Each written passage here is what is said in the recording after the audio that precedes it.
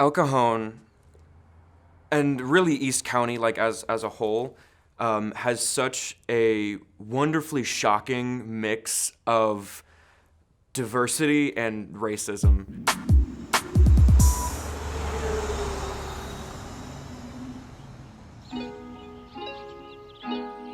In the beginning, it was prominently kind of a white area, obviously, and then what started to happen in the 80s was there was more of an influx of a Latino population, and then obviously after the two Gulf Wars, a large influx of Chaldeans and folks from the Middle East. There's people who haven't really integrated into the way things work these days. When you have, I think, so many different backgrounds and extremes coming together, on one hand, there is a lot of blend, but then there's also a lot of clash.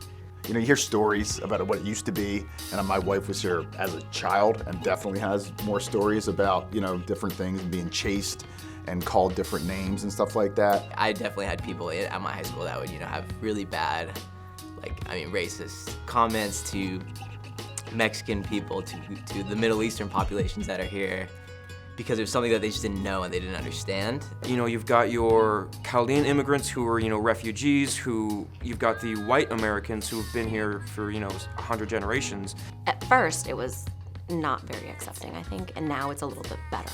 I think now people are like, oh, okay, I know what that means now. Because, things change and you don't know how to deal with those things, especially if you're a community that's always been the same. There's a lot more harmony, I think, because I talked about the pockets of, the bigotry and the racism, etc., but that's just what they are, the pockets. The vast majority of El Cajon is people who understand their neighbor and people who want to get along. It has been ever evolving. It's almost as though the city itself is begging for more change constantly. We are all there similarly, with similar backgrounds, but different races, different religions, different cultures. And so us all put together in the same place, we all kind of, we make it work.